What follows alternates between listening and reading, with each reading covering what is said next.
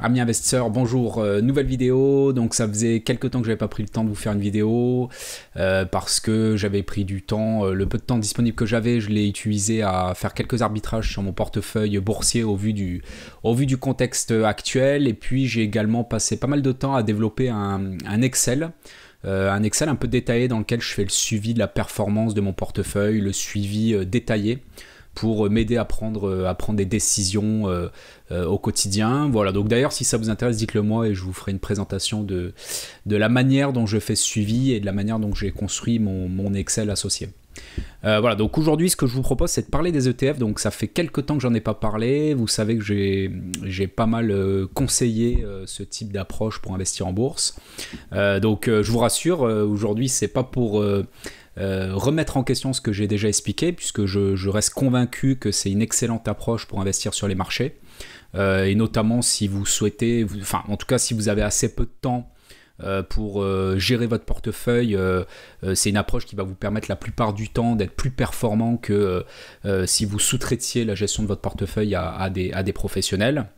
En revanche, si vous avez un peu de temps et un intérêt à gérer par vous-même votre portefeuille, je pense quand même que les ETF amènent à un certain nombre de limitations, un certain nombre de problématiques que je vais tenter de vous expliquer dans cette vidéo. Donc j'ai listé 10 limites. Et donc ce que je vous propose c'est de passer les 10 en revue et puis évidemment n'hésitez pas à me faire des commentaires par rapport à ce que je présenterai.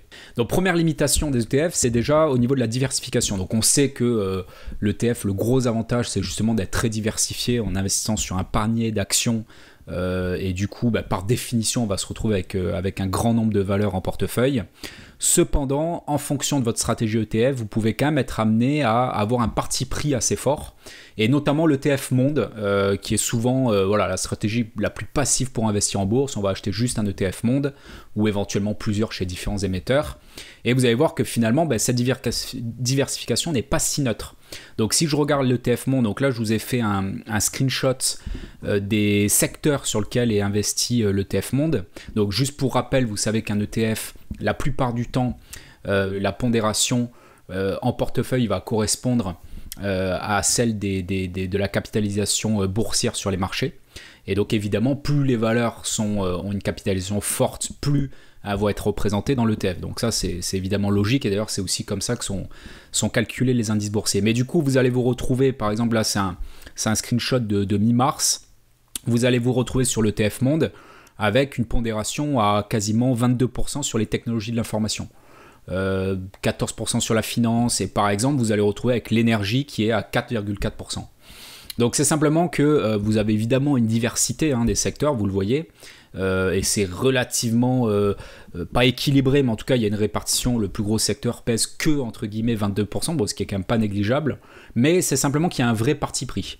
Et que voilà, vous décidez en prenant un ETF Monde d'être que à 2,3% sur l'immobilier, par contre à 22% sur la technologie de l'information. Et au niveau des choix des valeurs en elles-mêmes, vous voyez que au 10 mars, les GAFAM représentaient quasiment 15% de l'ETF Monde. Donc là, de la même manière, vous êtes évidemment pas totalement dépendant des GAFAM, mais vous voyez que le parti pris de la même manière est assez fort, avec 15% de votre portefeuille qui sont concentrés sur 5-6 valeurs. Donc c'est pas si négligeable que ça. Et d'un point de vue géographique, alors là c'est là où il y a le plus gros parti pris, on va dire, sur l'ETF Monde. Vous voyez que pareil, au 10 mars vous êtes à quasiment 70% sur le marché américain. Donc évidemment vous allez me dire ouais, mais à ce moment on pourrait prendre plusieurs ETF pour avoir une répartition, pour construire une répartition géographique un petit peu plus équilibrée. Alors c'est vrai, ça pourrait être une première réponse, mais là vous voyez que déjà vous sortez d'une stratégie qui est complètement passive, puisque vous mettez déjà une petite touche de gestion active en allant choisir une répartition géographique qui n'est pas celle du marché mondial finalement. Et deuxièmement, vous allez quand même garder cette problématique de pondération sectorielle qu'on a vu précédemment, qui peut avoir un parti pris assez fort. Voilà, donc on va avoir ces deux soucis là. Après vous pouvez me dire ouais, mais à ce moment là je vais prendre des ETF par région géographique et je vais choisir des ETF par secteur d'activité.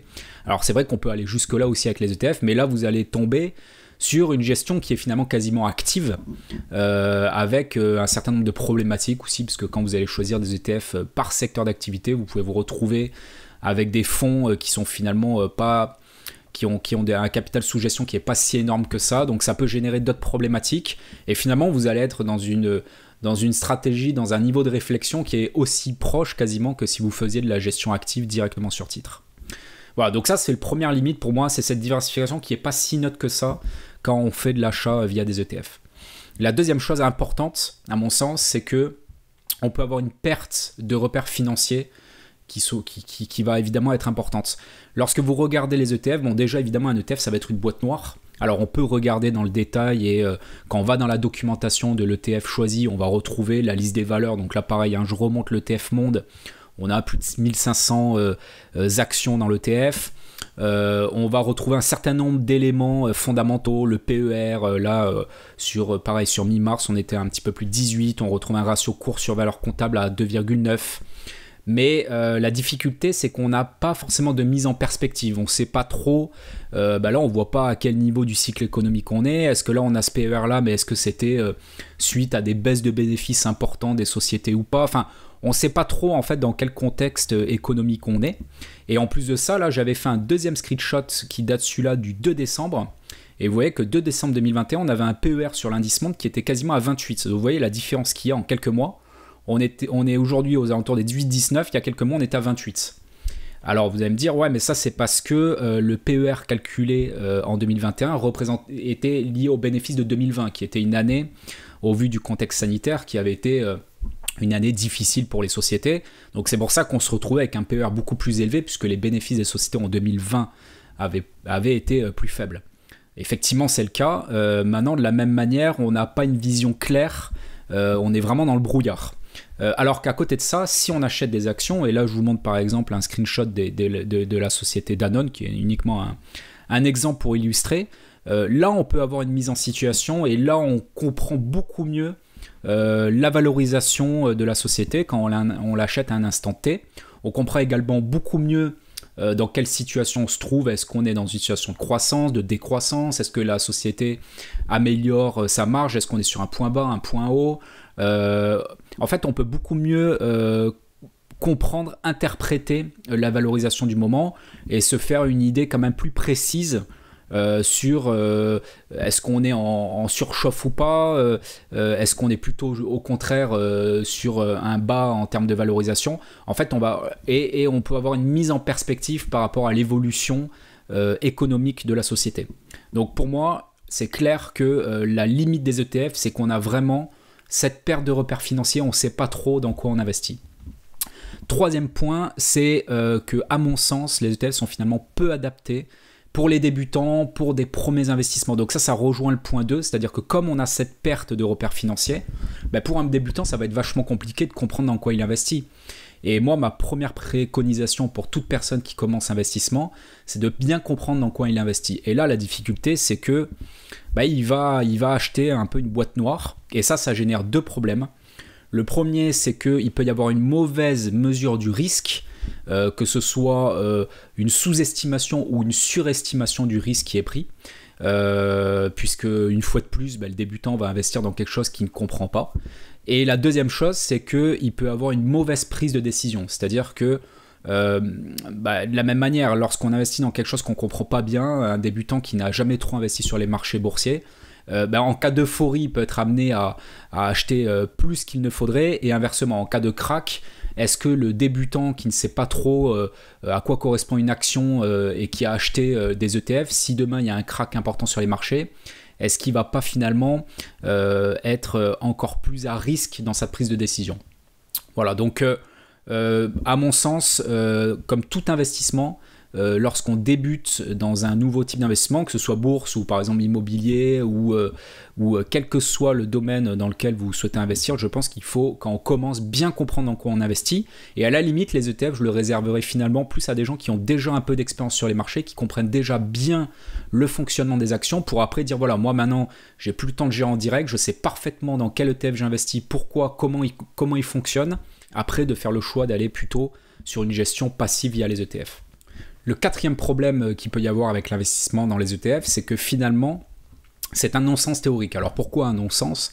Tout simplement, imaginez si demain tout le monde était amené à investir de façon passive sur les marchés. ben finalement la performance économique des sociétés n'aurait plus d'impact sur leur valorisation et toutes les valeurs monteraient par rapport à la pondération qu'elles ont eue sur les marchés à un instant T. En tout cas, ça créerait probablement des bulles sur les valeurs qui à un moment donné ont eu un poids sur les indices importants, et inversement on aurait probablement des sous-valorisations d'autres secteurs qui ont été au point de départ avec une pondération beaucoup plus faible. Et donc vous comprenez bien qu'en fait si demain tout le monde fonctionnait de cette manière-là avec des ETF de façon complètement passive, ben, on aurait des risques systémiques plus importants, donc les marchés financiers ne feraient plus leur travail d'équilibre économique.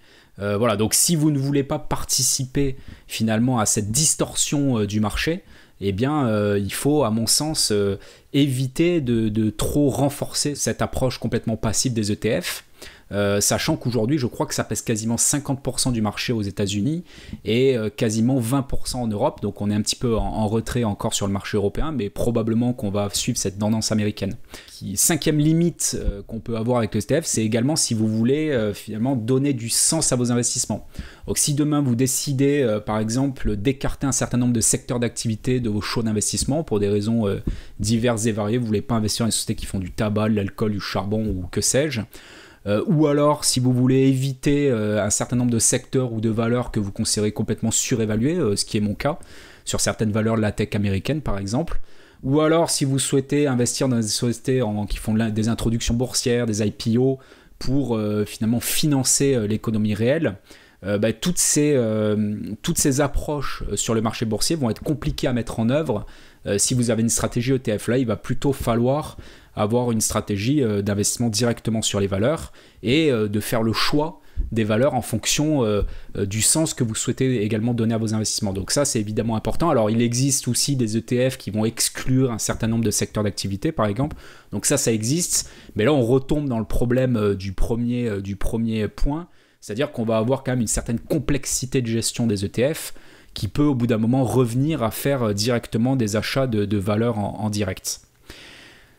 Sixième limite, c'est que vous pouvez quand même espérer tenter de battre les marchés. Alors évidemment, c'est quelque chose, comme je l'ai dit également à nombreuses reprises, qui est quand même très compliqué à réussir à faire. Par contre, voilà, vous pouvez quand même essayer de tenter de les battre. Et plus votre capital va être important, plus les quelques pourcents que vous allez pouvoir tenter de faire mieux que les marchés peuvent faire une belle différence à la fin sur votre performance boursière en valeur absolue. Donc moi, c'est mon cas, même si évidemment, comme je vous l'avais montré, il y a eu des années où j'ai réussi à faire mieux que les marchés et d'autres où ça a été plus compliqué. Je continue à penser que c'est faisable, et donc là, par exemple, à titre personnel, vous pouvez voir ici ma répartition sectorielle. Donc qui est évidemment très différente de la répartition sectorielle qu'on a vue tout à l'heure sur l'indice monde. Et donc voilà, j'espère avec ce type de répartition en ce moment, alors évidemment il y a des arbitrages qui peuvent se faire en fonction du contexte, mais j'essaie de tenter de faire mieux que les marchés, même si j'y passe pas non plus beaucoup de temps. Mon objectif, c'est à minima de faire au moins aussi bien que les marchés et d'essayer de faire un petit peu mieux. Et là, vous voyez par exemple ma performance depuis le début de l'année. Donc en bleu, vous voyez la performance de mon portefeuille, en orange, vous voyez la performance de l'indice monde, et donc en gris, c'est ce que j'ai appelé l'alpha, donc la différence entre son portefeuille et la performance de l'indice de référence. Voilà, donc pareil, tout ça je le suis avec le tableau Excel que je vous expliquais en introduction. Je pourrais vous présenter, parce qu'évidemment quand on fait de la gestion sur titre vif, je pense que c'est quand même vachement important de suivre sa performance dans le temps pour voir si ça a quand même un intérêt de choisir ses valeurs plutôt que de passer par des ETF, même si voilà, les ETF ont un certain nombre d'autres inconvénients que je suis en train d'expliquer. Septième raison pour laquelle je pense qu'il peut y avoir un intérêt à se détourner de la stratégie ETF, c'est tout simplement pour réduire les frais. Puisque comme on l'avait vu également dans les ETF, il y a tout le temps des petits frais, alors qu'ils ne sont pas énormes, hein, c'est de l'ordre en général de 0,5% par an. Mais tant qu'à faire, et là pareil, plus votre portefeuille est important, plus ça va commencer à avoir du sens de réduire au maximum tous les frais, quitte à dupliquer par vous-même un ETF à la limite, pour éviter de payer par exemple 0,5% de frais par an. On va également réduire ce qu'on appelle les spreads entre achat et vente qui sont souvent plus importants sur les ETF que sur les actions. On peut réduire aussi les frais liés aux dividendes, surtout si vous êtes en PEA. En PEA, comme vous le savez, vous n'allez pas payer d'impôts, vous aurez juste la CSG en sortie de PEA. En revanche, les ETF, eux-mêmes reçoivent donc les dividendes des sociétés qu'ils ont en portefeuille, mais la gestion des dividendes sont un peu opaques et il est fort probable que eux paient des impôts sur ces dividendes-là. Donc, si vous avez ces valeurs-là directement dans votre portefeuille, ça vous permet d'optimiser également la fiscalité. On peut également aussi avoir quelques petits soucis avec les émetteurs sur les ETF. Des ETF qui ne sont plus listés, donc il faut vendre l'ETF, en racheter un autre à la place, donc ça évite, ça peut aussi générer quelques problématiques de ce type. Alors, vous n'allez pas évidemment perdre l'argent que vous avez mis sur votre ETF, mais ça peut vous nécessiter quand même de suivre vos ETF et de faire parfois quelques mouvements pour s'adapter à la stratégie de packaging, on va dire, de l'émetteur. Et dernier point lié directement à l'ETF en lui-même, c'est que, pareil, d'un point de vue fondamental, lorsque vous achetez un ETF, vous allez finalement déléguer votre pouvoir à l'émetteur, puisque comme vous le savez, quand vous achetez une action, vous avez également des droits de vote associés aux actions. Et donc, d'un point de vue théorique, lorsque vous achetez un ETF, vous déléguez ce droit de vote à l'émetteur. Alors pareil, pour un investisseur particulier qui a un petit portefeuille, ça change quasiment rien. Maintenant, fondamentalement, si demain tout le monde était amené à acheter que des ETF, finalement, tout le monde déléguerait son pouvoir aux émetteurs des ETF. Donc, ça poserait également un souci par rapport à ça.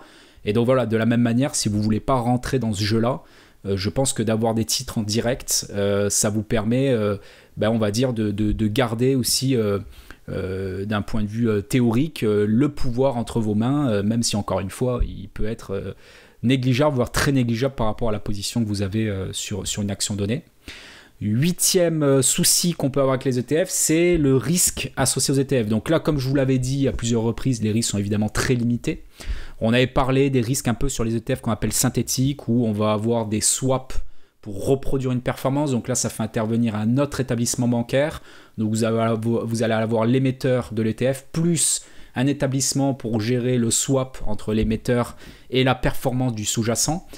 Du coup, ça génère un peu plus de complexité et un peu plus d'intervenants. Et par définition, plus vous avez des intervenants dans les actifs que vous achetez, on va dire des intervenants ou des intermédiaires, finalement, plus vous allez additionner les risques associés. Donc, même si les risques sur les ETF sont quand même extrêmement faibles, si on peut éviter ce risque-là, tant qu'à faire, autant l'éviter. On ne sait pas non plus tout à fait comment ça peut se passer en cas de gros crack sur les marchés, de flash crack.